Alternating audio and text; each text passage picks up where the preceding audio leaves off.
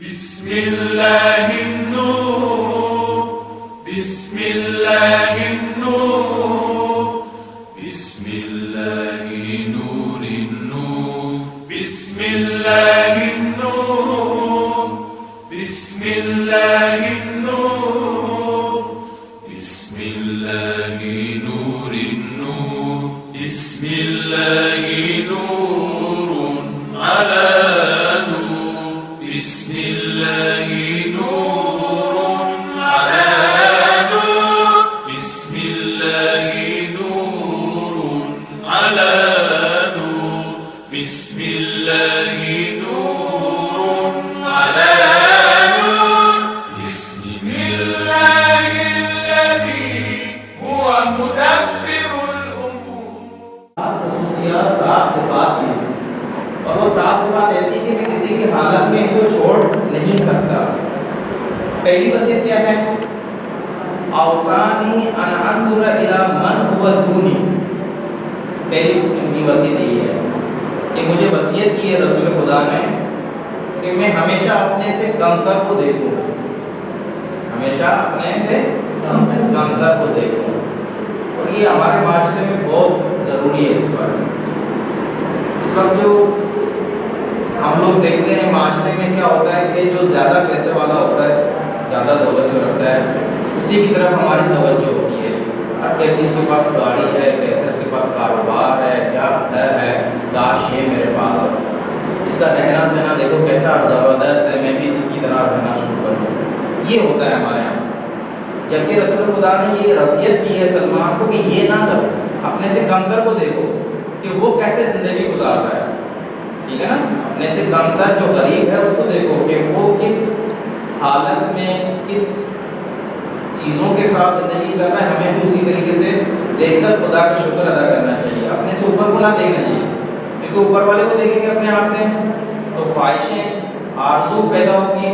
پھر کوشش کریں گے کیسے نہ کیسے کر کے یہ چیز ہمیں حاصل ہو جائے. حلال طریقے سے حرام طریقے سے وہ نہیں دیکھیں گے. اس کے پاس گاڑی ہے میرے پاس بھی، اس کے پاس بہترین لباس ہے میرے پاس بھی، اس کے پاس بہترین گھر ہے میرے پاس بھی. اور ہر وقت ہم اس کوشش میں رہیں گے، پھر وہ دین کی چیزیں ساتھ کچھ بھول جائیں گے. لیکن جب ہمیں یہ اپنے سے کمتر کو دیکھیں گے تو نہیں، خدا کا شکر کریں گے یار وہ کیسی زندگی گزار رہے ہیں، ہم کم از کم اس سے بہتر زندگی گزار رہے ہیں، اللہ کا شکر ہے. تو وہ انسان گمراہ نہیں ہوتا. تو وہ انسان گمراہ نہیں ہوتا، گمراہی میں نہیں جاتا. گمراہی تب آتی ہے جب انسان اپنے آپ سے اوپر والے کو دیکھے اور اس کی زندگی کی تمنا کرے، اور جو ہمیں حاصل نہیں ہو سکتی پہلا. ٹھیک ہے نا؟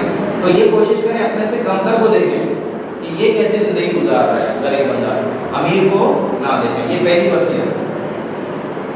دوسری وصیت اسی کے ساتھ ہی مربوط ہے کہ اپنے سے کمتر کو دیکھو اور اپنے اوپر والے کو نہ دیکھو. یہ ایک ہی دو ٹکڑے ہیں ایک ہی حدیث کے. اوصانی ان انظر الی من هو دونی، یہ مجھے وصیت کی گئی کہ میں دیکھوں اپنے سے کمتر کو، دونی کہتے ہیں کمتر کو. ولا انظر الی من هو فوقی، اور مجھے وصیت کی گئی کہ میں اپنے اوپر والے کو نہ دیکھوں. یہ فقط دولت اور مال کے حوالے سے، علم کے حوالے سے ایسا نہیں ہے. علم میں ہمیں کیا کرنا ہے؟ اپنے آپ سے اوپر والے کو دیکھنا ہے، نیچے والے کو نہیں دیکھ رہا ہے. یہ تو جاہل آدمی چلو شکر ہے مجھے کچھ آتا ہے، نہیں یہ نہیں. علم کے معاملے میں، اچھی صفات کے معاملے میں ہمیں کیا کرنا ہے؟ اپنے آپ سے اوپر والے کو دیکھنا ہے. یار یہ کیسا پڑھا لکھا انسان ہے، مجھے بھی ایسا ہی حاصل کرنا ہے. جب کتنی اچھی اس کی گفتگو ہے، کتنا اس کا اچھا اخلاق ہے، کردار ہے، مجھے ویسا بنانا ہے. تو اخلاق، کردار، علم یعنی معنوی چیزوں میں، اگر آسان لفظ میں کہوں، روحانی اور معنوی چیزوں میں ہمیں کیا کرنا ہے؟ اپنے سے اوپر والے کو دیکھنا ہے اور اس کی خواہش کرنی ہے، کمتر کو نہیں دیکھنا. لیکن مادی چیزوں میں کیا کرنا ہے؟ مادی چیزوں میں برعکس ہو جائے گا کہ ہمیں اپنے سے کمتر کو دیکھنا ہے کہ اب جیسے اس سے تو بہتر ہم زندگی کر رہے ہیں، اللہ کا شکر ہے، زیادہ کی خواہش نہیں ہے. لیکن اوپر والے کی اپنے بالاتر کو، اوپر والے کو نہ دیکھیں. یہ دو. تیسری چیز بیان کرتا ہوں، اس کے بعد ہم درس کی طرف آتے ہیں. تیسری چیز کی کیا وصیت کی ہے؟ کہتے ہیں کہ وَأَنْ أُحِبُّ الْفُقَرَاءَ منهم. تیسری چیز یہ ہے کہ مجھے رسول خدا نے وصیت کی کہ میں فقیر غریب لوگوں سے کیا کروں؟ محبت کروں اور ان سے قریب ہوں. وَأَدْنُوَ بِنْهُمْ دونوں یعنی ان سے قریب ہونا، دور نہ بھاگیں. فقیر جو ہوں، غریب جو ہوں، سوسائٹی میں ایسا ہوتا ہے ہمارے یہاں کہ جو صاف ستھرا، اچھے کپڑے، اچھی گاڑی، اچھا مثلا اس کے پاس اسٹیٹس ہو، ہم کہتے ہیں اس کے ساتھ بیٹھے ہیں. غریب کو ہم بگاڑ دیتے ہیں، دور کر دیتے ہیں. رسول خدا یہ وصیت کرتے ہیں کہ ایسا نہیں ہونا چاہیے ہماری زندگی میں. ہماری زندگی میں یہ ہونا چاہیے کہ ہم غریبوں کو، فقیروں سے محبت کریں. اور یہ سیرت ائمہ معصومین میں ملتا ہے. سیرت ائمہ معصومین تو دور کی بات ہے، خود ان کے چاہنے والوں سلمان، ابوذر، ان کی سیرت میں ملتا ہے کہ یہ غریب لوگوں کے ساتھ اٹھا بیٹھا کرتے تھے، ان کے ساتھ کھانا کھاتے تھے. یہ ان کی زندگی میں ملتا ہے. ائمہ معصومین کی زندگی میں بھی یہ ملتا ہے کہ وہ غریبوں کے ساتھ بیٹھتے تھے. اور یقین مانیں جتنا سکون آپ کو اور جتنی عزت آپ کو اور احترام غریبوں کے ساتھ بیٹھنے میں ملے گا کسی اور جگہ نہیں ملے گا. یہ جو ہم اپنے سے اوپر والے اسٹیٹس اور طبقہ جو رکھتے ہیں، بالا جو ہوتے ہیں لوگ، ان کی کہتے ہیں نا ان کے ساتھ بیٹھیں اٹھیں ہماری عزت ہوگی، پرائم منسٹر کے ساتھ اٹھیں، وزیر کے ساتھ اٹھے بیٹھیں، تو یہ کام نہیں آتا. یہ الٹا آپ کی انسلٹ کرتے ہیں. کرسی لے کر آتے ہیں، تو کوشش کریں کہ غریب اگر آپ کے ارد گرد ہیں آپ کے سامنے تو ان کو اپنے آپ سے دور نہ کریں، بلکہ ان کے نزدیک ہوں، ان سے اچھی طریقے سے پیش آئیں. رسول خدا ائمہ اطہار تو اس حد تک کہ ان کے ساتھ مل کر بیٹھ کر کھاتے تھے. آج کل ہم تو کہتے ہیں یار ہاتھ ملانا دور کی بات ہے، ہم تو ہاتھ نہیں کھلاتے نا، کھانا کھانا دور کی بات ہے، ہاتھ نہیں کھلاتے. لیکن ائمہ اطہار ان کے ساتھ بیٹھ کر کھانا کھایا کرتے تھے. یہ بہت بڑی بات ہے. تو یہ تین چیزیں ذہن میں رکھیں. ممکن ہے کہ ان حدیثوں سے کہ ہم سوال دیں آپ کو امتحانات کے اندر، تو امتحان کے ڈر سے نہیں اس کو دیکھنے پڑیں، بلکہ اس کو اپنی زندگی میں لے کر آئیں. اور اگر ہمیں بھی سلمان والا لقب چاہیے، سلمان ملنا اہل بیت، تو ظاہر بات ہے کہ سلمان کی سیرت پہ چلنا ہوگا. اور سلمان کی سیرت ابھی چلے گی جب پتہ چلے کہ وہ کیا کرتے تھے. تو سلمان یہ کام کیا کرتے تھے، اس لیے انہوں نے کہا تھا کہ یہ میں کبھی بھی کسی حالت میں چھوڑ نہیں سکتا یہ کام. رسول نے وصیت کی ہر صورت میں یہ کر کے رہوں گا. اپنے سے کم تر کو دیکھوں گا، اپنے سے اوپر والے کو نہیں دیکھوں گا، اور غریبوں سے محبت کروں گا. درود پڑھی محمد علیہ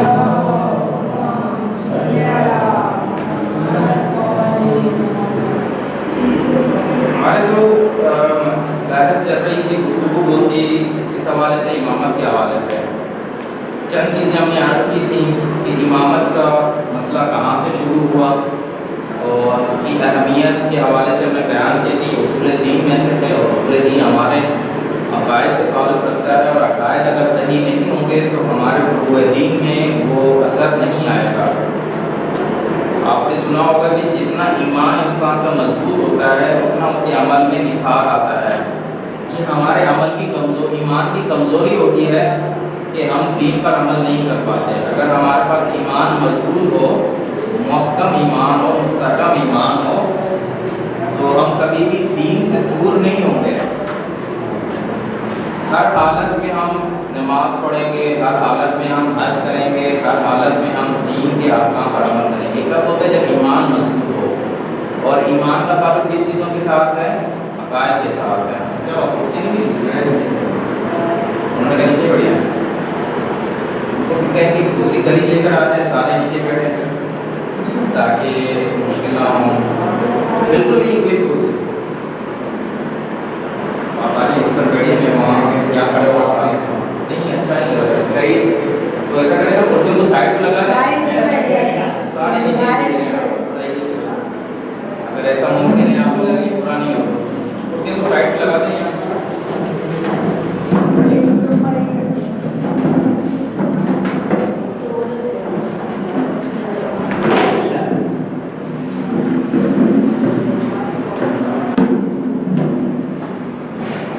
کسی کو کمر وغیرہ میں درد ہو تو اوپر بیٹھ سکتا ہے. تو یہ امامت کا مسئلہ بہت اہم ہے کیونکہ اس کے ساتھ ایمان ہمارا جڑا ہوا ہے، اور جب تک یہ مسئلہ صحیح طریقے سے حل نہیں ہوگا ہم آگے نہیں بڑھ سکتے. کی اہمیت کی فقط یہی کافی ہے کہ اس کی آیت ہے سورہ مائدہ کے اندر، آپ نے سنی ہوگی کہ بسم اللہ الرحمن الرحیم یا ایھا الرسول بلغ ما انزل الیک من ربک، اے رسول وہ چیز جو تم تک نازل کی گئی ہے تمہارے رب کی جانب سے وہ پہنچا دو۔ وَإِن لَّمْ تَفْعَلْ، اگر یہ کام تم نے نہیں کیا تو فَمَا بَلَّغْتَ رِسَالَتَهُ، یعنی ایک سخت انداز میں کوئی اہم چیز ہوتی ہے، جو مہم چیز ہوتی ہے، وہ بہت اہمیت والی چیز ہوتی ہے، اس کو لکھا دیا یہ کرنا ہے، اگر یہ نہیں کیا تم نے کچھ بھی نہیں کیا۔ رسول خدا کو خدا متعال کی طرف سے یہ حکم آ رہا ہے کہ یہ امامت کا مسئلہ تمہیں پہنچانا ہے، اگر یہ امامت کا مسئلہ تم نے نہیں پہنچایا، سمجھو تم نے دین کو نہیں پہنچایا، اپنی رسالت کا کوئی کام نہیں کیا۔ اسی وجہ سے امامت کو ہم کہتے ہیں کیا ہے، امامت مکمل دین ہے، دوسری کتاب آتی ہے مکمل دین ہے، یعنی امامت دین کو آ کے کامل کرتی ہے اور دین کو آ کے تمام کر دیتی ہے، کام کر دیتی ہے، اس کے بعد کوئی چیز نہیں بچتی۔ آخری مسئلہ اور اہم ترین مسئلہ کیا ہے، امامت کا ہے ہمارے پاس، اور یہ ہر صورت میں ہمیں جو ہے وہ رسول خدا کو کہا کہ آپ پہنچائیں۔ تو جب یہ اتنا اہم ہے تو ہمیں بھی جاننا چاہیے کہ یہ امامت ہے کیا چیز۔ کتاب نہیں پتہ کس نے مطالعہ کی ہے، یہ ہے کہ کسی نے آج تو کتاب تھی آپ کو کل سے، تو کس نے مطالعہ کیا اس کتاب کو؟ کسی نے نہیں، کیوں نہیں کیا؟ پہلا چیپٹر پڑھا ہے، کوئی پہلے چیپٹر کی بات کر رہا ہوں یہ امامت کے حوالے سے، ایک دو صفحہ کسی نے کچھ نہیں پڑھا، اس نے ایک صفحہ پڑھ لیا، آپ نے پڑھا ہے، یقیناً یہ گزارش ہے، کوئی وہ نہیں ہے، حکم نہیں ہے، کوشش کریں کہ اس کو پڑھ کر آئیں، تقریباً 5 صفحے کچھ ٹائم نہیں لگے گا، میرے خیال میں شاید آدھا گھنٹہ لگے گا، اس کو کم از کم پڑھ کر آیا کریں۔ جب آپ پڑھ کر آئیں گے تو آپ کا ذہن آپ کا کام کرے گا کہ یار کون سی چیز ہم پڑھ رہے ہیں، کون سے مسائل پڑھ رہے ہیں، ایسے تو کاموں کا مجھے بھی سننا پڑے گا، اگر آپ لوگوں کو کچھ سوال ہوں گے، کچھ چیزیں آپ حل کرنے کی کوشش کریں گے تو پہلے سے اس کو پڑھ کر آئیں، یہ میرے پر ایک احسان کریں، بڑی مہربانی ہوگی کہ اس کتاب کو ضرور مطالعہ کرتے ہیں۔ تو انہوں نے جو کتاب کے اندر جو پہلا مسئلہ لکھا ہے وہ یہی لکھا ہے کہ رسول خدا کی وفات کے بعد، ہم نے کل بھی عرض کیا تھا، دوبارہ عرض کر رہا ہوں کہ رسول خدا کے بعد 2 گروہ بنے، ایک اہل سنت کا، ایک اہل تشیع کا۔ اہل سنت کا کہنا یہ ہے کہ رسول کے بعد جو خلافت اور جانشینی کا جو کام ہوگا وہ لوگ ڈیسائیڈ کریں گے، ڈیموکریسی کے طور پر ووٹنگ کے ذریعے سے لوگ اس میں جو ہے انتخاب کریں گے کون بعد میں آئے خلیفہ بنے۔ لیکن جب ہمارا عقیدہ یہ ہے کہ نہیں، جانشین خدا کی جانب سے ہوگا لیکن بیان رسول کرے گا، خلیفہ جو بنے گا رسول کا وہ خدا کی طرف سے معین ہوگا لیکن بیان کرنے والے کون ہوں گے، رسول خدا کریں گے، یعنی رسول خدا کے بیان کریں گے کہ میرے پاس میرا جانشین وہ تمام چیزیں جو میں رکھتا ہوں سوائے اس کے کہ وہی اس کے پاس نہیں ہوگی، کیونکہ فرق یہ ہے جانشین میں کہ جو جانشین بنے گا رسول کا اس میں اس کے اوپر وہی نہیں آئے گی، لیکن اس کے علاوہ جتنے کام رسول کرتے تھے وہ سارے کام وہ کرے گا، دین کو بیان کرنا، دین کے مسائل کو حل کرنا، دین کی حفاظت کرنا، یہ سارے کام کس کے ہوں گے، اس جانشین کے ہوں گے۔ لیکن فرق اگر اتنا ہوگا کہ اس کے اوپر وہی نہیں آئے گی، لیکن نبی بھی اور رسول کے اوپر کیا آتی تھی، وہی آتی تھی۔ تو یہاں سے یہ 2 پارٹیشن ہو گئی، 2 مذہب بنے، ایک اہل سنت کا، ایک اہل تشیع کا۔ کہ اہل سنت لوگوں کے اوپر چھوڑ دیتے ہیں کہ وہ انتخاب کریں گے جانشین کو، خلیفے کو، اور ہم کہتے ہیں کہ نہیں، یہ خدا جو ہے وہ خلیفہ بناتا ہے اور اس کا جو ہے بیان کرنے والا نبی ہوتا ہے، کیونکہ یہ ایک ایسا عہدہ ہے کہ جو بشر کے قدرت سے دور ہے، انسانوں میں اتنی طاقت نہیں ہے کہ وہ رسول کے خلیفے کو کیا کریں، انتخاب کریں، کیونکہ ظاہر بات ہے جو رسول کا خلیفہ ہو رسول کی طرح ہونا چاہیے، جس طریقے سے رسول معصوم تھے وہ خلیفہ بھی کیا ہونا چاہیے، معصوم ہونا چاہیے۔ اور عصمت اور معصوم ہونا ہم نہیں پہچان سکتے، ہمارے پاس کوئی معیار نہیں ہے کہ کسی کی عصمت کو ہم پہچان سکیں اور کہیں کہ بس یہی جانشین بنے گا۔ تو اس کا کون بیان کرے گا، خود خدا اور اس کا نبی بیان کرے گا، کیونکہ قسمت کو پہچاننا ہماری قدرت میں نہیں ہے۔ تو یہ پہلا مطلب اس کتاب کے اندر تھا، اور ہم نے اس کو کل بھی بیان کیا تھا، آج مختصر طور پر اس کو بیان کیا۔ دوسرا جو مطلب یہاں یہ بیان کرتے ہیں کتاب کے اندر، وہ یہ کہتے ہیں کہ اس امامت کے مسئلے کو چھیڑنا چاہیے نہیں، بیان کرنا چاہیے نہیں، کیونکہ بعض لوگ یہ سمجھتے ہیں کہ یار یہ تو پرانی باتیں ہو گئی ہیں، اور آج کے دور میں اگر اس کو ہم چھیڑیں گے، اس کو بیان کریں گے امامت کے مسئلے کو، خلافت کے مسئلے کو، تو جھگڑے ہو جائیں گے، آپس میں جو ہے وہ دشمنیاں ہو جائیں گی، لڑائیاں ہوں گی، ایک دوسرے کو پھر ہم جو ہے نہ جانے کافر وغیرہ کر کے دیں گے۔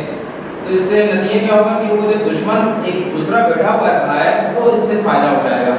شیعہ سنی کی لڑائی سے ہم کیا کہتے ہیں کہ ایک دوسرا بندہ جا کے کیا کرتا ہے، فائدہ اٹھاتا ہے، مثلا صیونزم، اسرائیل، امریکہ، سعودی عرب، جو بھی ہے، یعنی ان شیعہ سنی کی لڑائی سے وہ فائدہ اٹھائیں گے۔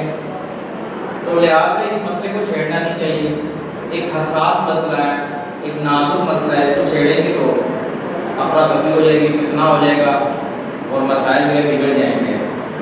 ہونا کیا چاہیے، ہمیں مل جل کر بیٹھنا چاہیے، مل کر بیٹھیں، جو ہمارے درمیان میں کامن چیزیں جو مشترک ہیں ان پر ساتھ ہم ایک دوسرے سے کمپرومائز کریں، اور اس طریقے سے ہم دشمن کو موقع نہ دیں ہم سے فائدہ اٹھائیں۔ تو انہوں نے کہا یہ غلط سوچ ہے کہ بھئی یہ ایک حساس مسئلہ ہے، اس کو چھیڑنا نہیں چاہیے، اور اس سے جو ہے اختلافات بڑھیں گے، اس سے دشمنی بڑھے گی۔ کتاب لکھنے والے کہتے ہیں کہ نہیں، یہ غلط چیز ہے، بلکہ اس مسئلے کو بیان کرنا چاہیے، فقط بیان کا طریقہ الگ ہو۔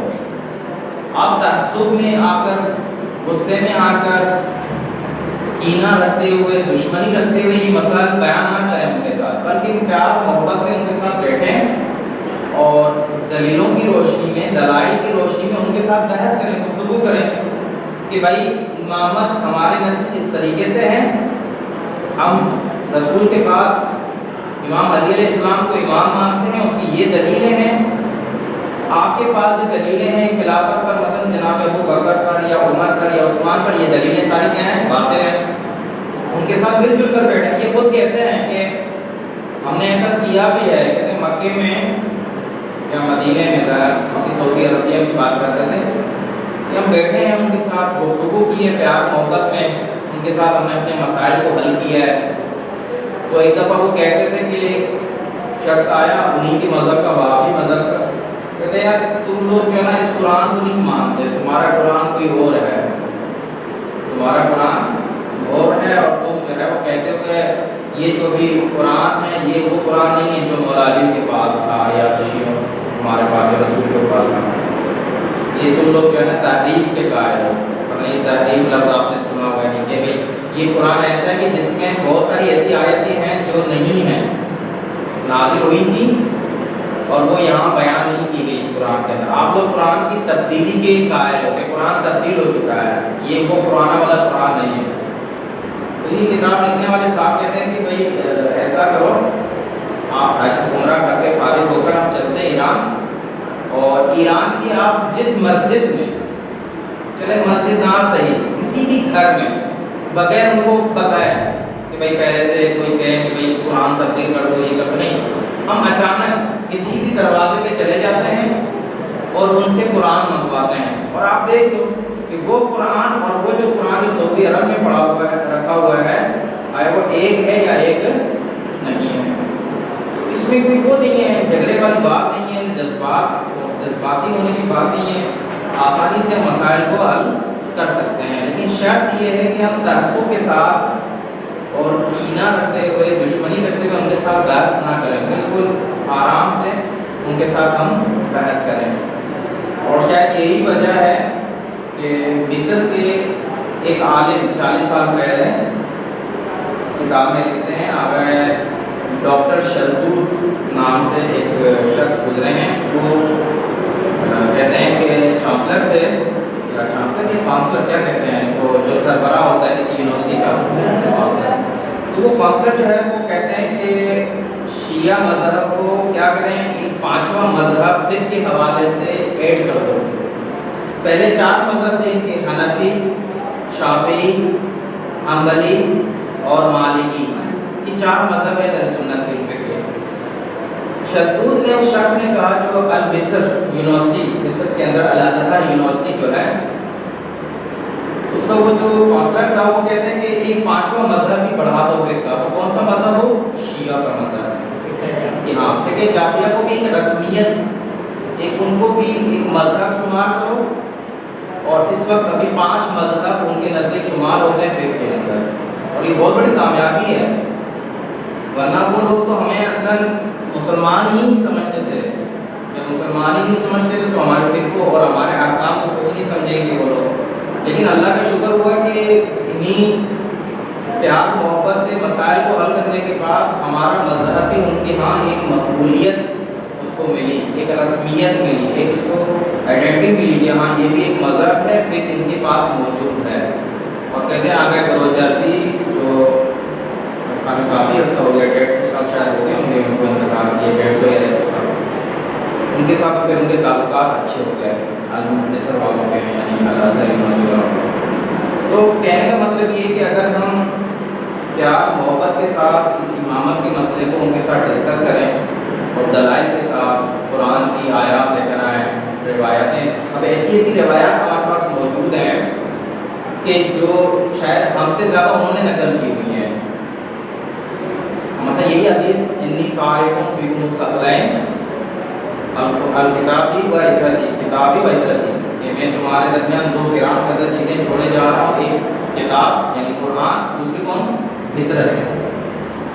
تو آگے شہید مقرری لکھتے ہیں کہ ہم قوم میں رہتے تھے اور ایک مقالہ چھپتا تھا، ایک رسالہ، اس رسالے کے اندر مصر کے ایک عالم نے، الازہر یونیورسٹی کے ایک عالم نے تحقیق کی اس حدیث کے اوپر، تو وہ کہتے ہیں حدیث اس طریقے سے نہیں ہے کہ انی طارق فیکم الثقلین کتابی و اطرتی، بلکہ وہ کہتے ہیں حدیث کس طریقے سے کتابی و سنتی، وہ اطرت کی جگہ، اہل بیت کی جگہ لفظ کیا لے کر آتا ہے؟ سنت۔ رسول کہتے ہیں کہ میں تمہارے درمیان 2 چیزیں چھوڑ کے جا رہا ہوں، اس پر عمل کرنا، ایک کتاب، دوسری میری سنت۔ اس نے یہ تحقیق کی، آگے بلوچردی کو پتہ چلا، انہوں نے 2 شخص جو بہت ہی بڑے محقق تھے اس کو اس کام پہ لگا دیا کہ جاؤ اس حدیث کو اہل سنت کی معتبر ترین کتابوں میں جا کے ڈھونڈو کہ کتنی حدیثیں نقل کی انہوں نے، تو وہ گئے تحقیق کی، تقریباً 200 کتابیں، اہل سنت کی 200 کتابیں، معتبر کتابیں،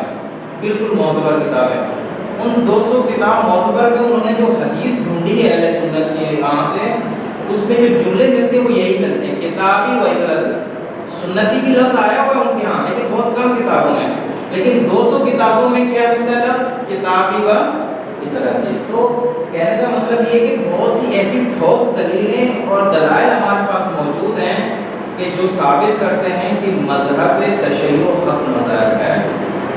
اب نہ جانے وہ کیوں اس کو تسلیم نہیں کرتے، وہ جو ہے ان سے معلومات دی جائے، لیکن ہمارے پاس دلائل موجود ہیں اور پیار محبت سے ان کے ساتھ کیا کی جائے؟ بحث کی جائے۔ یہ دوسرا مسئلہ کہ آیا امامت کے مسئلے کو چھیڑنا چاہیے یا نہیں چھیڑنا چاہیے، اس پر بحث اور گفتگو کرنی چاہیے یا نہیں کرنی چاہیے، کہیں ایسا نہ ہو کہ اس پر ہم بحث اور گفتگو کریں اور اختلافات ہو جائیں اور مسائل جو ہے بگڑ جائیں۔ معمولاً ایسا ہوتا ہے کہ آپ لوگ تو جاب نہیں کرتے، پڑھتے ہیں، بعض وقت اسکول کے اندر، شاید یہاں تو میرے خیال میں اکثر شیعہ بچے ہوں گے، لیکن ایک ایسی جگہ پہ کہ جہاں سنی شیعہ مکس ہیں بچے، تو وہاں ان کے یہاں ایسی بحثیں ہوتی رہتی ہیں، ایسے سوالات جو ہے وہ ہوتے رہتے ہیں، تو ہمیں کوشش کرنی چاہیے کہ دلیلوں کے ساتھ ہم گفتگو کریں اور پیار محبت سے، جذبات میں آ کر گفتگو کبھی نہ کریں۔ یہ دو بڑی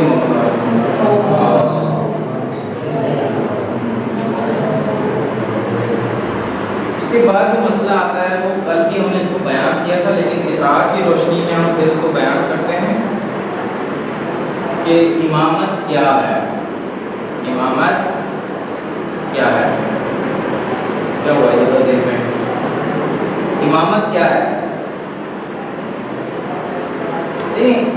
معمولاً ہمارے یہاں جب مسئلے کو امامت کو بیان کیا جاتا ہے تو غلط طریقے سے بیان کیا جاتا ہے، وہ یہ کہ ہم کہتے ہیں کہ رسول کے بعد یہ حکومت کرنے کا جو حق ہے وہ کس کو حاصل ہے؟ اہل بیت کو، اماموں کو حاصل ہے، ائمہ اطہار کو، جبکہ وہ کہتے ہیں کہ نہیں، یہ جو تو حق ہے حکومت کا. رسول مثلاً بیان نہیں کر کے گئے کہ میرے بعد کون میرا جانشین ہوگا. تو ابھی ہم آپس میں مل کر جو ہے نا اس مسئلے کا جو ہے وہ ڈیسائیڈ کریں گے, انتخاب کریں گے کہ کون جو ہے وہ جانشین بنے, یہ حکومت کون کرے گی مسلمانوں کے اوپر. اس طریقے سے ہم مسئلے کو بیان کرتے ہیں. جبکہ ہم اہل سنت برادران کو کہتے ہیں کہ رسول نے اصلاً ایسا ہوا نہیں ہے کہ وہ اس مسئلے کو بیان کر کے نہ گئے ہوں, اپنے جانشین کو بیان نہ کر کے گئے ہوں. جب ہم نے ایک آیت پڑھی کتنے سخت لہجے میں خدا خطاب کر رہا ہے اپنے رسول کو کہ یہ پہنچاؤ پیغام, تو کیسے رسول جو ہے نا اس مسئلے کو چھوڑ کے جا سکتے ہیں بغیر کہے؟ کیسے جو ہے وہ اپنا جانشین بنا کر نہیں جا سکتے؟ وہ لوگ یہی طرح کرتے ہیں کہ رسول بیان نہیں کر کے گئے کہ جانشین میرا کون ہے, لیکن ہمارا ادعا یہ ہے کہ رسول جانشین بنا کر گئے ہیں. ایک یہ چیز. اور دوسری دلیل یہ ہے کہ بھئی اصلاً کیسے ہو سکتا ہے کہ رسول جب چھوٹی چھوٹی چیزیں بیان کر کے گئے ہوں, چھوٹے چھوٹے احکام, مثلا دیکھیں جنازے کے احکام بیان کر کے گئے, میت کے احکام کہ کیسے غسل دینا چاہیے, کن چیزوں کے ساتھ غسل دینا چاہیے, یہاں تک کہ طہارت کے احکام بھی بیان کر کے گئے ہیں. بہت چھوٹے چھوٹے مسائل, جب چھوٹے چھوٹے مسائل رسول بیان کر کے گئے ہیں تو کیسے ہو سکتا ہے کہ اتنے بڑے مسئلے کو رسول خدا بیان نہ کیا ہو, انہوں نے اپنے جانشین نہ بیان کیا. اصل ہو ہی نہیں سکتا کہ ایک اہم ترین مسئلہ کہ جس کے بغیر دین مکمل نہیں ہو رہا تھا رسول اس کو ایسے ہی چھوڑ کے چلے جائیں, لوگوں کو بیان ہی نہ کریں, مسلمانوں کو بیان ہی نہ کریں, اور ہم وہاں سے کہیں کہ وہ روزے کے, وضو کے, طہارت کے, نماز کے چھوٹے چھوٹے مسائل بھی بیان کر کے چلے گئے. تو یہ بالکل غلط ہے. اور ہم نے یہ عرض کیا تھا کہ رسول ساری تعلیمات جو خدا نے ان کو دی تھی وہ ساری بیان کر کے چلے گئے ہیں. دین ان کے اوپر پورا نازل ہوا ہے, رسول کے اوپر دین پورا نازل ہوا, کامل دین نازل ہوا, اور وہی کامل دین انہوں نے جناب علی علیہ السلام کو پہنچا دیا, لیکن لوگوں تک نہیں پہنچا, لوگوں تک نہیں پہنچا کیونکہ لوگوں نے ہر چیز کے سوال, ہر چیز کے بارے میں سوال نہیں کیا تھا. لیکن یہ رسول نے دین جو تھا وہ پورا کا پورا رسول نے اپنے جانشین علی کو پہنچا دیا. اور یہی ہم کہتے ہیں, یہی وجہ ہے کہ ہمیں کس سے دین لینا چاہیے؟ امام علی سے, اور اس کے بعد دوسرے ائمہ آئیں گے. کیوں؟ کیونکہ رسول نے ان کو پورا دین دے دیا ہے.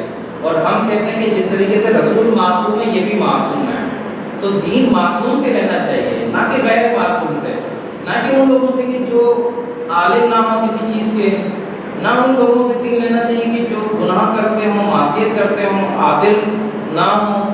کیونکہ اہل سنت یہ شرط لگاتے ہیں کہ بھائی حکومت کر رہے ہیں, یہ جو خلیفے ہمارے ہیں انہوں نے حکومت کے اندر خلیفے ہیں, لازم نہیں ہے کہ یہ عالم بھی ہوں, معصوم بھی ہوں. عالم ہونا ان کا عادل ہونا ضروری نہیں ہے. اگر وہ جاہل بھی ہیں تب بھی چلے گا, اگر وہ گناہ کرتے ہیں, معصیت کار ہیں, تب بھی چلے گا. فقط کیا ہونا چاہیے؟ ان کو حکومت کرنی آنی چاہیے, سیاست کرنا آنا چاہیے, یہ آنا چاہیے. بس یہ آتا ہے تو یہ خلیفے بن جائیں گے. اور عالم ہونا, عادل ہونا یہ چیز کی ضرورت نہیں ہے. اس کا پورا واقعہ بھی ملتا ہے کہ عمر کہتا ہے,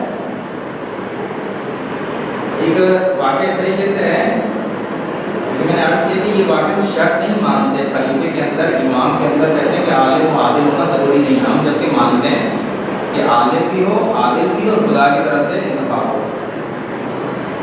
ایک دفعہ ابو بکر کی جو ہے وفات ہوتی ہے, رحلت ہوتی ہے اس کی. اب اس کے گھر میں عائشہ ان کی بیٹی اور دوسری خواتینیں بھی ہیں اور رو رہے ہیں, گریے کی آواز آ رہی ہے. تو کوئی شخص آیا اور عمر کو آ کے کہتا ہے کہ دیکھو ابو بکر کے گھر میں جو ہے ڈاکٹر کے جانے کے بعد گریا ہو رہا ہے. یہ جا کے کہتا ہے, پھر کہتا ہے کہ جا کے اس کو کہو کہ خلیفہ کہہ رہا ہے, عمر کہہ رہا ہے کہ یہ رونا دھونا بند کرو, یہ بدعت ہے, خراب چیز ہے, نہیں کرو. تو جاتا ہے اور گھر کی خاتون کو کہتا ہے, وہ خاتون آتی ہے عائشہ کے پاس, کہتی ہے جو ہے عائشہ کو کہتی ہے کہ وہ عمر اس طریقے سے اعتراض کر رہا ہے, جو ہے گریا بند کرو. جناب عائشہ کہتی ہے کہ اس کو لے کر آؤ. عمر مناتا ہے, احترام ہے. تو اب عمر سے کہتی ہیں جناب عائشہ کہ تم کیوں کہہ رہے ہو کہ ہم گریا نہ کریں, نہ روئیں؟ وہ کہتا ہے کہ میں نے رسول سے سنا ہے کہ اگر کسی میت پر تم گریہ کرو گے تو اس کا عذاب دگنا ہو جاتا ہے، بڑھ جاتا ہے، اس کو زیادہ عذاب ملتا ہے، تو تم کیوں رو رہے ہو، کیوں گریہ کر رہے ہو؟ تو جناب عائشہ کہتی ہے کہ تم نے غلط سنا ہے، تم نے رسول کی حدیث غلط سنی ہے، غلط سمجھی ہے۔ اصل چیز یہ تھی کہ ایک یہودی تھا، مر گیا تھا، اس پر کچھ خواتین اور اس کی جو رشتے دار تھی رو رہی تھیں، تو رسول یہ کہہ رہے تھے کہ جب اس کو عذاب مل رہا ہے اور تم رو رہے ہو، اس کو وہ عذاب میں مبتلا ہے اور تم رو رہے ہو۔ تو یہ اصل داستان تھی، نہ کہ یہ کہ رونے جو میت ہو اس کے اوپر نہیں رویا جائے۔ اور دوسرا یہ کہ اس نے کہا کہ تم بہتر جانتے ہو کہ میں بہتر جانتی ہوں کہ اگر میت پر رونے پر میت کو زیادہ عذاب ملتا ہے، اس بیچارے کا کیا قصور ہے؟ رو تو ہم رہے ہیں، گریہ تو ہم کر رہے ہیں، اس میت کو کیوں عذاب ڈبل مل رہا ہے؟ اس نے کیا گناہ کیا ہے؟ یہ تو عدالت کے خلاف ہے، خدا ایسا کر نہیں سکتا۔ تو یہ اس نے دو جواب دیے، ایک تو یہ کہ تم نے حدیث غلط سمجھی، دوسرا یہ کہ یہ عقل کے خلاف ہے، عدالت کے خلاف ہے کہ میت پر رونے سے میت کو ڈبل عذاب ملے، جبکہ کام میرا ہے، وہ میرا ہوں، لیکن عذاب اس کو مل رہا ہے۔ تو کہتے ہیں کہ یہ غلط ہے۔ تو وہاں عمر کہتے ہیں کہ ہم سے تو زیادہ خواتین جو ہیں عالم ہیں، تو کیونکہ ان کے یہاں یہ رائج تھا، وہ خلیفے میں کہتے تھے نہ عالم ہونے کی ضرورت ہے ہر چیز کی، اور نہ ہی جو ہے وہ عادل ہو۔ تو ہمارے یہاں کیا ہے، ایسا مسئلہ نہیں ہے، ہم تھوڑا اس سے مسئلے کو ہٹ کر دیکھتے ہیں۔ ہم کہتے ہیں کہ امامت کا مسئلہ حکومت کرنا نہیں ہے فقط، کہ بس امامت یعنی حکومت، کہ بھائی رسول کے بعد حکومت کا حق کس کو ہے؟ امام علی کو ہے یا بعد اس کے جو جانشین ہیں؟ نہیں، ہم یہ نہیں کہتے ہیں۔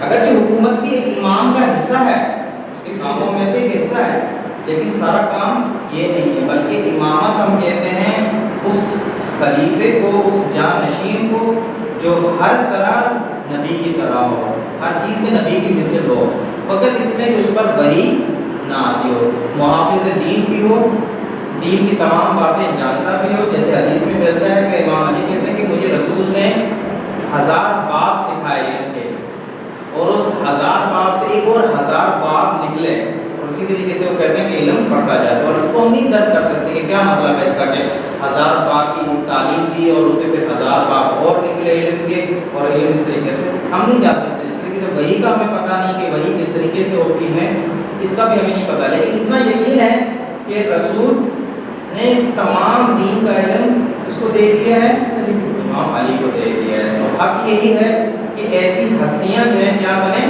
جانشین بنے۔ تو یہ یاد رکھیے، بہت اہم مسئلہ ہے کہ کبھی بھی امامت کو حکومت کے ساتھ ملانا نہیں چاہیے، کہ بھائی امامت کا مطلب کیا ہے؟ حکومت، بھائی ایک حکومت کرے، ایک آگے جو ہے وہ سیاست کرے، حاکم بن جائے مسلمانوں کے اوپر، یہ نہیں ہے۔ حاکم حکومت بھی کام ہے، لیکن اس کے علاوہ ان کے اور بھی کام ہیں۔ 3 کام ہیں امام کے جو ہم کہتے ہیں کہ امام کی زندگی میں ہونی چاہیے، امام کرنا چاہیے۔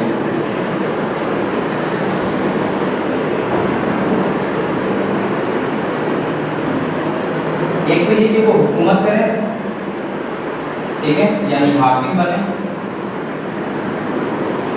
دوسرا کیا ہے؟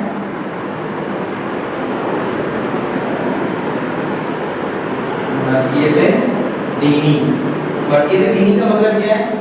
یعنی مرجع کہتے ہیں جس کی طرف رجوع کیا جائے، یہ عربی کا لفظ ہے، مکان کے طور پر استعمال کریں، یعنی جس کی طرف رجوع کیا جاتا ہے۔ تو امام جو ہے وہ کیا ہے؟ مرجع دینی ہے، یعنی دین کے جو بھی مسائل ہیں ہمیں کس سے پوچھنے چاہیے؟ ان تمام مسائل دین کے ہمیں امام سے لینے چاہیے۔ امام کا ایک کام یہ بھی ہے، یعنی کہیں گے ایک خصوصیت ہے کہ امام جس طریقے سے حکومت کرتے ہیں، امام کسی طریقے سے مرجعیت دینی بھی رکھتے ہیں، یعنی دین کے جتنے مسائل ہیں آپ امام سے پوچھیں۔ اور ایک تیسری چیز ہے، وہ کیا ہے؟ کہ امام انسان کامل ہوتا ہے۔ انسان کامل کا کیا مطلب ہے؟ یہ جو آپ نے سنے حدیثوں میں بعض اوقات ذکر ہوتا ہے، انشاءاللہ آگے ہم بیان کریں گے کہ حدیث ہے کہ لولا حجت لساقط الارض، اصول کافی کے اندر ہماری جو کتب اربع میں سے جو کتابیں ہیں ان میں سے ایک مشہور کتاب اصول کافی، اس میں ایک حدیث ہے کہ اگر امام نہ ہو، اگر حجت خدا نہ ہو تو یہ دنیا برباد ہو جائے، دنیا ختم ہو جائے، دنیا فاسد ہو جائے، ختم ہو جائے گی، امام کا ہونا ضروری ہے۔ جب تک قیامت نہیں آتی امام کا ہونا ضروری ہے، چاہے امام کے ظاہر ہو یا غیبت میں ہو، امام کا ہونا ضروری ہے۔ کیوں؟ کیونکہ امام انسان کامل ہے، اور انسان کامل کی کہتے ہیں خصوصیت یہ ہوتی ہے کہ وہ واسطہ فیض ہوتا ہے، یعنی خدا کی طرف سے جو نعمتیں ملتی ہیں، جو فیض ملتا ہے، اس کا جو وسیلہ اور واسطہ بنتا ہے وہ انسان کامل یا دوسرے لفظوں میں کہیں امام ہی ہیں۔ کہ آپ نے دیکھا ہوگا زیارت جامعہ کے اندر، اگر کبھی آپ کو موقع ملے اس کا ترجمہ اٹھا کر دیکھیں، مفاق الجنان کے اندر ایک زیارت جامعہ ہے، تقریباً کہیں کہ ایسے سمجھے کہ امام کی پوری معرفت اس میں دی گئی ہے کہ امام ہوتا کون ہے۔ اس میں لکھا ہوا ہے کہ خدا تم لوگوں کے وسیلے سے بارش کو نازل کرتا ہے، تم لوگوں کے وسیلے سے، یعنی کہ بارش کی جو نعمت ملتی ہے اس کا جو وسیلہ بنتے ہیں وہ کون ہے؟ امام ہے۔ یا خدا جو ہے تم لوگوں کے ذریعے سے شفا دیتا ہے مریضوں کو، تو یہ وسیلہ بنتے ہیں، واسطہ بنتے ہیں خدا کے فیض اور نعمت کا۔ تو یقین مانیں کہ امام اگر نہ ہو تو کوئی بھی فیض ہم تک نہیں پہنچے گا۔ اس کی مثال دیتے ہیں سمجھانے کے لیے واسطہ فیض کی یا انسان کامل کی۔ آپ نے دیکھا ہوگا کہ جہاں الیکٹرک بجلی بنائی جاتی ہے، جو ایک جگہ ہوتی ہے، نہیں پتہ کہ نام اس کو کیا دیا جاتا ہے، کیا پاور پلانٹ۔ تو وہاں جب بجلی بنائی جاتی ہے تو ڈائریکٹ گھروں میں نہیں بھیجی جاتی، ڈائریکٹ گھروں میں نہیں بھیجی جاتی۔ آپ نے دیکھا ہوگا کیا کیا جاتا ہے، اس کے لیے ایک ٹرانسفارمر جو ہے لگائے جاتے ہیں۔ اس ٹرانسفارمر کو کیا کام ہوتا ہے؟ ہاں، جتنی ضرورت ہوتی ہے وہ اتنا گھروں تک پہنچاتی ہے۔ اگر ڈائریکٹ پہنچا دی جائے تو یہ جو ہمارے گھر میں جو فریزر رکھے ہوئے ہیں، ٹیلی ویژن ہے، سب کچھ جل جائیں گے، ٹھیک ہے نا۔ تو کیونکہ ان کے اندر اتنی کیپیسٹی اور ظرفیت نہیں ہے کہ وہ ڈائریکٹ اس بجلی کو لے سکیں، اس کرنٹ کو لے سکیں، تو ٹرانسفارمر کی ضرورت پڑتی ہے۔ تو یہاں اب آسان لفظوں میں کہوں کہ امام جو ہے اسی ٹرانسفارمر کا کام کرتا ہے کہ وہ خدا سے اس فیض کو لیتا ہے، غیر لامحدود اس فیض کو، اس نعمتوں کو لیتا ہے، پھر ہر انسان کی ضرورتوں کے مطابق وہ امام کیا کرتے ہیں، وہ فیض منتقل کر دیتے ہیں، بانٹتے ہیں۔ جس کے اندر جتنی ظرفیت ہوگی، کیپیسٹی ہوگی، قابلیت ہوگی، اس کو اندر اس میں جو ہے وہ آتا ہے۔ جیسے وہ آپ نے ایک حدیث سنی، بہت مشہور حدیث ہے کہ جس گھر کے اندر کتا رکھا ہوا ہو وہاں ملائکہ فرشتے نازل نہیں ہوتے۔ جس گھر میں کتا رکھا ہوا ہو، کتا ہو، وہاں ملائکہ نازل نہیں ہوتے۔ بالکل آپ اس کو اسی طریقے سے سمجھیں، اصل میں یہ درس ہے، دینا چاہ رہے ہیں کہ جس دل میں، جس نفس میں، جس قلب کے اندر نجاست ہو، پلیدی ہو، وہاں کبھی بھی علم نہیں آ سکتا، خدا کی معرفت نہیں آ سکتی۔ ملائکہ کا کام ہوتا ہے علم پہنچانا، ٹھیک ہے نا۔ علم ہمیں کس کے ذریعے سے ملتا ہے؟ ملائکہ کے ذریعے سے ملتا ہے۔ اگر ہم گناہ میں مبتلا ہو جائیں، معصیت میں مبتلا ہو جائیں، آلودہ ہو جائیں گناہوں سے، کبھی بھی علم جو نور ہے ہم تک نہیں پہنچے گا۔ کیا ہوا؟ کچھ اشارے کر رہے ہیں، ٹھیک ہے۔ تو یہ انسان کامل، یہ تین چیزیں ہیں امام کی۔ ہم امامت کو اس میں مانتے ہیں، تینوں چیزوں میں، کہ امام حکومت بھی کرتا ہے، حکومت کا حق بھی ہے اس کے لیے، امام مرجعیت دینی بھی رکھتا ہے، یعنی دین کے مسائل میں اس کی طرف رجوع کیا جائے، اور امام کو انسان کامل بھی مانتے ہیں، یعنی واسطہ فیض مانتے ہیں کہ جتنی بھی نعمتیں آتی ہیں ان کا جو وسیلہ اور واسطہ جو بنتے ہیں وہ کون ہے؟ ائمہ اطہار ہیں۔ یہ تین چیزیں جب جمع ہوتی ہیں تو ہم امامت کو اس معنی میں لیتے ہیں، نہ کہ فقط حکومت میں۔ اہل سنت آ کے فقط اس چیز میں محدود ہو جاتا ہے، وہ کہتے ہیں امام یعنی حکومت کرنا، بس لوگوں پر حکومت کرو، ملک کو بڑھاتے جاؤ، دوسرے ملکوں پر جو ہے جنگ کر کے اس پر فتح حاصل کرو، اور ان کو اپنی غلامی میں لے لو، اور جو مال ملے غنیمت اپنے یہاں رکھ لو، لوٹ مار کرو، بس۔ جبکہ ہم کہتے ہیں کہ نہیں، امام اس کو نہیں کہتے، امام کے لیے کام یہ بھی ہے، لیکن یہ دو چیزیں بھی ہونی چاہیے، مرجعیت دینی بھی اور انسان کامل بھی ہو۔ بہت بڑی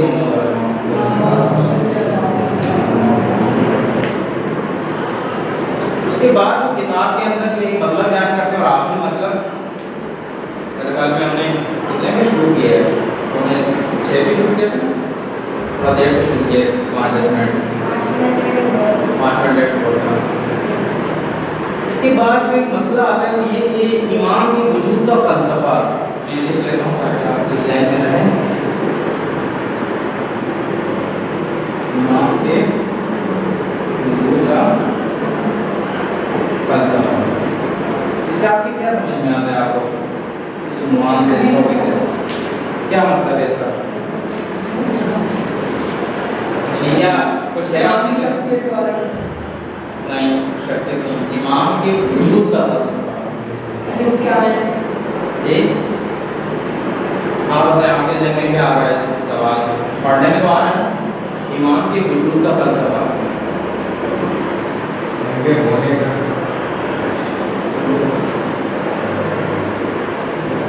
آپ بتائیں پھر کیا ہے ان کی زندگی روشن کرنا.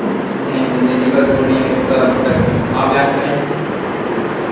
نہیں سمجھ میں اس کا مطلب کیا ہے کہ ایمان کے وجود کا فلسفہ ہے؟ اس لفظ سے، اس تعبیر سے آپ کیا سمجھ رہے ہیں؟ آپ بیان کریں. آپ جو ٹیک لگا رہے ہیں تھک گئے ہیں، نہیں آ رہا.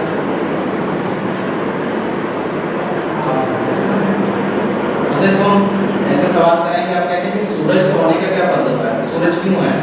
نہ ہوتا. جی ہاں، فلسفے کا ہم یہ مانا جا سکتا ہے اس کا فائدہ، اس کی ضرورت. چاند کی ضرورت، سورج کی ضرورت کیوں ہے؟ آگے تو روشنی، اس کے اندر جو ایک حرارت اور گرمی ہے وہ ہونی چاہیے کیونکہ اس کی وجہ سے فصلیں ہوتی ہیں. ٹھیک ہے نا. اگر سورج نہ ہوتا تو بہت ساری فصلیں ہمارے یہاں نہیں ہوتی کیونکہ بہت ساری ایسی فصلیں ہیں کہ جس کو جب تک گرمی اور حرارت نہیں ملے گی تب تک وہ نہیں ہوتی. میرے خیال میں شاید چاول جو ہے اسی گرمیوں میں ہوتا ہے کیونکہ اس کو سنا ہے کہ گرمی کی ضرورت ہوتی ہے.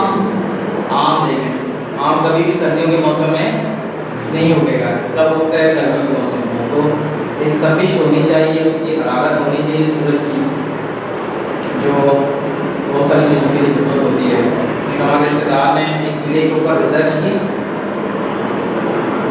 میرے خیال میں انہوں نے ایم فل کی ہے اس پر ہمارے رشتے دار نے. تو میں نے ان سے پوچھا کہ اس کیڑے کی حکمت کیا معلوم ہوئی آپ کو، کیا پتہ چلتا ہے کہ کیوں ہونا چاہیے؟ یہ معمولاً ماس کے اندر ہوتا ہے، ماس پوس کے اندر.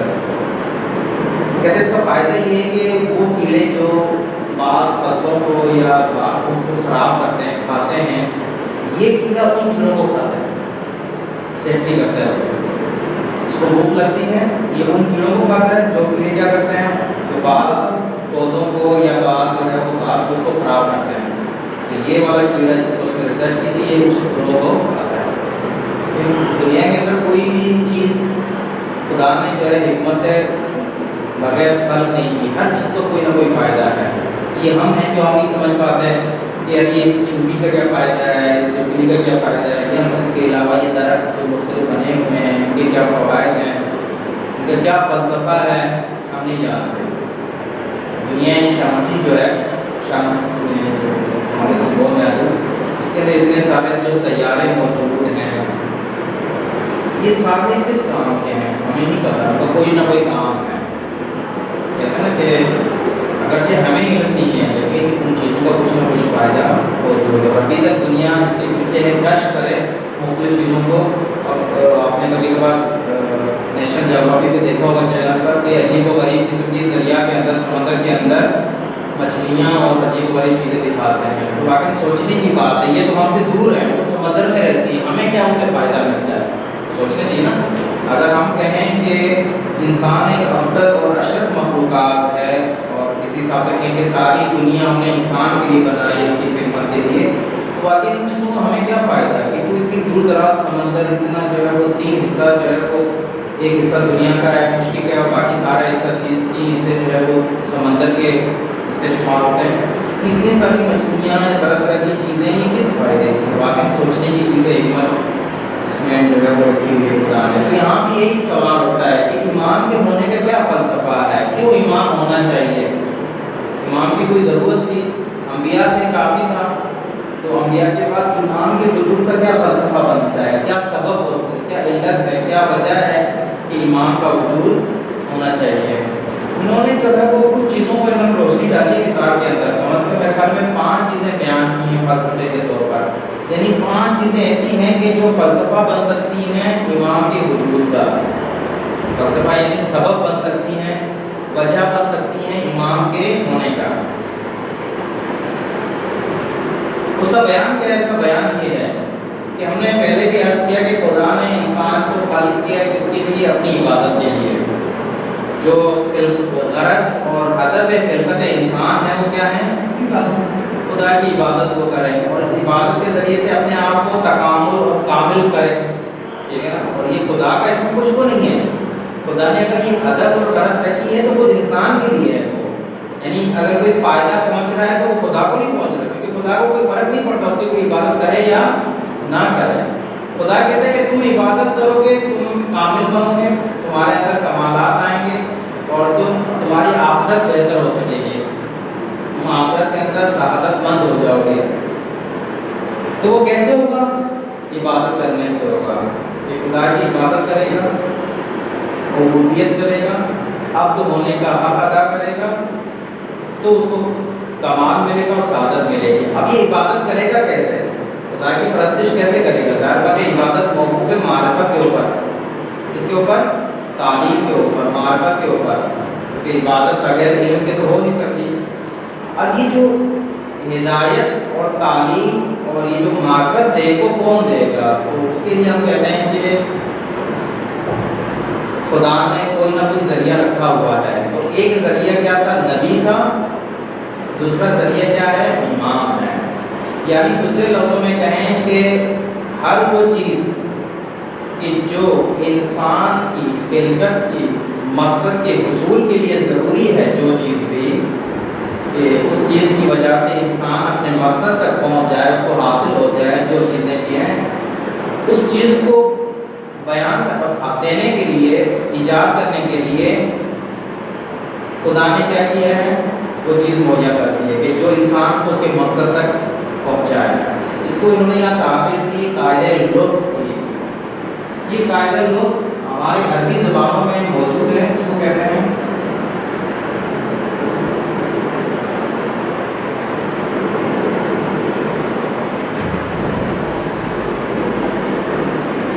قاعدہ لطف۔ لطف کیا مطلب ہے؟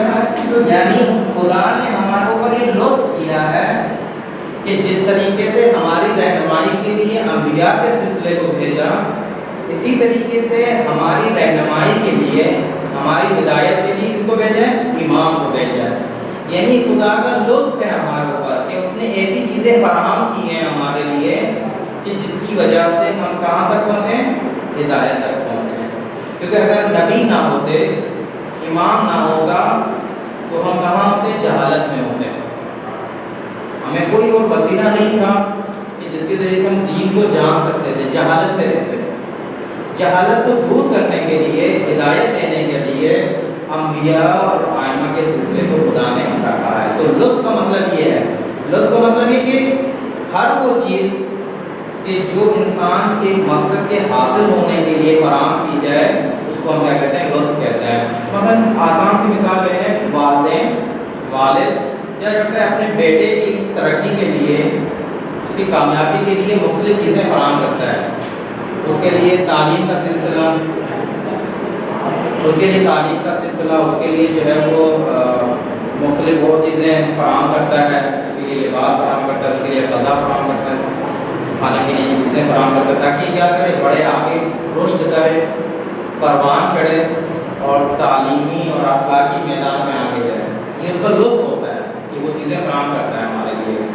کیونکہ اگر والدین ہمیں یہ سہولتیں نہ دیں، یہ فراہم نہ کریں تو ہم کہیں بھی نہیں پہنچ پائیں گے۔ آج کل دیکھیں کتنی کتابیں مہنگی ہو گئی ہیں، کتابیں خریدیں تو والدین کیا کرتے ہیں کہ یہ موقع فراہم کرتے ہیں، ہمیں وہ وسائل دیتے ہیں جس کی وجہ سے ہم آگے بڑھتے ہیں۔ اگر یہ والدین نہ کریں تو ہم کبھی بھی آگے نہ بڑھ پائیں۔ تو خدا بھی کیا کرتا ہے؟ انسان کو کامیاب کرنے کے لیے، سعادت دینے کے لیے اور آخرت اس کی بہتر کرنے کے لیے یہ انبیاء اور ائمہ کا سلسلہ رکھا۔ تو یہ امام کو بھیجنا، نبیوں کو بھیجنا یہ لطف ہے، ٹھیک ہے نا؟ اب اس کے تقریباً انہوں نے کیا کیا؟ اس لطف کو بیان کرنے کے لیے 5 فلسفے انہوں نے بیان کیے ہیں۔ فقط میں ان کی فہرست بیان کرتا ہوں، پھر اس پر جو ہے تفصیلاً ہم آگے جا کے بحث کریں گے۔ گفتگو کریں گے۔ پہلا جو فلسفہ ہے امام کو بھیجنے کا وہ یہ کہ آسمانی کتابوں کی حفاظت کی جا سکے، آسمانی ادیان جو ہیں ان کی حفاظت کی جا سکے، کیونکہ آپ دیکھیں مسیحیت، عیسائی مذہب یا یہودی مذہب جو ہے وہ اس وقت تک بگڑ چکا ہے، اس کے اندر بہت ساری تبدیلیاں آ چکی ہیں۔ جس مذہب پر حضرت عیسیٰ علیہ السلام کیا وہ مذہب ایسا نہیں رہا، اس کے اندر بہت ساری تبدیلیاں آ چکی ہیں۔ حضرت عیسیٰ کا جو مذہب تھا توحید والا مذہب تھا، لیکن انہوں نے کیا کر دیا، توحید سے ہٹ کر تثلیث شرک کا مذہب بنا دیا انہوں نے۔ اسی طریقے سے دوسرے جو آسمانی ادیان ہیں ان کی حفاظت کے لیے امام اور نبی کو رکھا۔ دوسرا فلسفہ اس کا کیا ہے کہ جیسے روایات میں بھی ملتا ہے کہ کبھی بھی زمین امام کے وجود سے خالی نہیں رہی۔ اگر فرض کریں کہ کل قیامت آنی ہے تو اس وقت تک امام رہے گا، جیسے روایت میں آتا ہے کہ اگر کل قیامت آنی ہو تو امام کا ظہور ہو جائے گا، امام کا ظہور ضرور ہوگا، اصل ہو ہی نہیں سکتا کہ امام ظہور نہ کریں، اس دنیا میں ظاہر نہ ہو، تو یہ دنیا کبھی بھی امام سے خالی نہیں ہو سکتی اس واسطے فیض کی وجہ سے۔ ایک فلسفہ یہ ہے امام کے ہونے کا۔ دوسرا فلسفہ کیا ہے اس کا کہ ایک جب امت ہے، ایک اسلامی امت ہے ہمارے پاس، اس امت کی کون رہبری کرے، اس کا پیشوا، اس کا امام، اس کا لیڈر کون بنے، تو کہتے ہیں کہ امت اسلامی کی رہبریت کے لیے ایک امام کا ہونا ضروری ہے، اس کا ایک۔ اور چوتھی چیز جو ہے وہ اتمام حجت۔ دیکھیں جس طریقے سے ہم کہتے ہیں کہ امام کا ہونا ضروری ہے اس لیے تاکہ انسان کو ہدایت مل سکے، اسی طریقے سے امام کا ہونا اس لیے ضروری ہے تاکہ وہ لوگ جو امام کو نہیں مانتے، دین پر عمل نہیں کرتے، خدا ان کو عذاب دے سکے۔ کیوں عذاب دے گا؟ کیونکہ اس لیے کیونکہ اگر فرض کریں امام نہ آئے تو وہ کہہ سکتے ہیں کہ خدا ہمیں نے ایسا کوئی بھیجا ہی نہیں ہدایت کرنے کے لیے، کوئی ایسا لیڈر بھیجا ہی نہیں، کوئی امام بھیجا ہی نہیں ہمارے پاس جس پر ہم جس کی باتوں پر ہم عمل کرتے ہیں۔ تو ان کی اس مسئلے کو، اس جواب کو دور کرنے کے لیے، اس عذر کو ختم کرنے کے لیے کیا کہ امام کو بھیجا ہے تاکہ اس امام کے ذریعے سے حجت تمام ہو جائے اور ان کو خدا عذاب میں مبتلا کر دے۔ کیونکہ اگر امام نہ ہوتے تو یہ پھر دعویٰ کر سکتے تھے کہ اگر امام نہیں ہے تو ہم کیسے ہدایت پاتے اور کیسے جو ہے ہم خدا کی طرف جاتے ہیں۔ تو یہ انشاءاللہ اس پر ہم کل تفصیلاً، کل تو ہے نا کلاس، ہر روز ہو گیا، تو انشاءاللہ کل ہم 5-6 فلسفے جو انہوں نے بیان کیے اس پر ہم گفتگو کریں گے۔ ضرور پڑھیے محمد